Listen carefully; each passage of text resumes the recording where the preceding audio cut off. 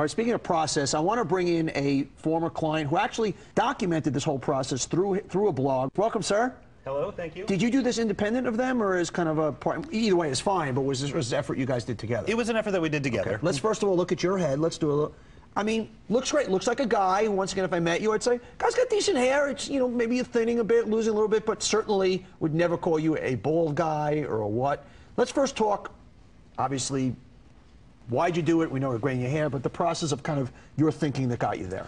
Well, of course, when I looked in the mirror, I had the same experience of seeing my father. My hair was thinning. I'm like, what age did it start thinning? My hair started to thin at about 26 or 27. Did you find yourself, I know, and please, this is my crazy out there to everybody, because you stare in the mirror and you're looking, and I guess that there's absolutely. a whole thing that guys go through in terms of, you know. See my dad, my grandpa staring right back at me, all that kind of thing. So, you know, I noticed that, and then it turns out that at the time I was at an advertising agency that was doing some work with Bosley. Love advertising agencies. Right, so they said, well, you know, we'll do your hair. So I said, hey, that sounds great.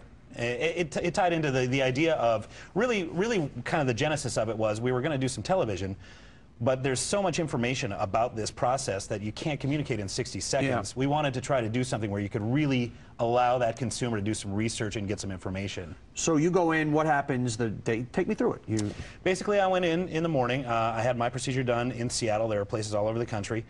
Went in about 8:30. I was in the chair. Got the painkillers right about 8:30 a.m., so it was a good start to the day. And basically what happens is, you know, they take that donor tissue.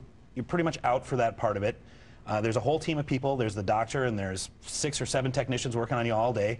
There's people in the back who are getting those follicles out of that donor tissue while there's people in the room. They make a series of incisions in like a section of your scalp and put the follicles, transplant the follicles in one by one. Kind of go section by section.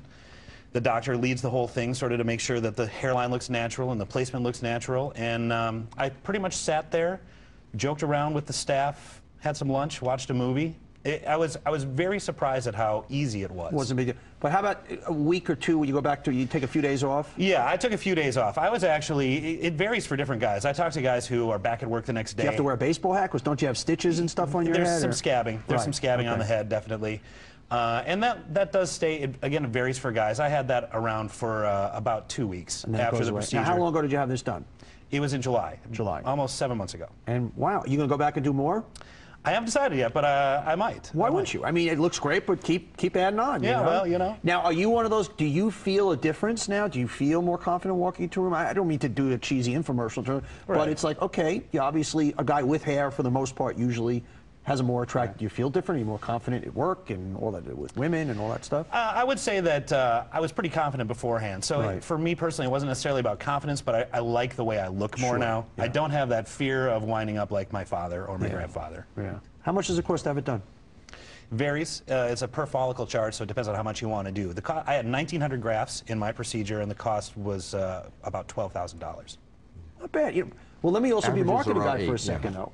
If you're selling the Holy Grail here, and you're basically giving a guy his youth, I mean, one could argue the price elasticity on that is, you know, you could go even higher on that. We could. Our average price is $8,500. Some guys spend up to $13,000, $14,000. Yeah. Okay. A lot of folks make that kind of investment and then some on a car, furniture, or fashion. It's a no-brainer. Well, I want to bring out one of our top producers, Sam, who I guess we could say has male pattern baldness. Do you have questions or something, Sam? Now look, I've got the hair right here. See right here, but is that enough to get it grafted in? So yes, the reason this works, the beauty of this that we didn't talk about was something called donor dominance. When you take the hair from here and move it, it doesn't know you moved it. That's why it continues to grow. Because otherwise, why would it just not go bald there? All right, here. Okay, so Sam, take a look at this head. Go ahead. Okay, so this hair you have back here is not enough to replace every hair on your head that you had. Oh, yeah, so what you have to do, you have to take this and use kind of a technique called differential density. Put it where you want it. Right. Maximize the look. Most people want to frame their face, so they're looking to get a little bit of muscle here. So I'd still have a bald spot here. You would. Yeah, and it depends how much you wanted to move and whether you wanted to focus in the back or the front. But for the amount of hair you have here and the amount of hair you don't have here, you would likely just be able to do the front about 2/3. and maintain that back spot. And if I took hair from back here, would I then be kind of bald back here? You wouldn't. You wouldn't, because what we do, if that's the back of your head, and we're going to remove that piece that has the hair, Right. and then when we stitch it together, we pull it back together like that. I see. So what do you think? Yes or no? Would you? Why would you do it? Why wouldn't you do it? Well, I tell you, you hit on it a minute ago. The hardest part about it would be to leave work on a Friday night as a bald man and come back in Monday morning with some hair up there, you know, and everybody says, oh, you're doing the treatment, happens you know. gradually. Now, this was gone when I was 25. When I was 25 years old.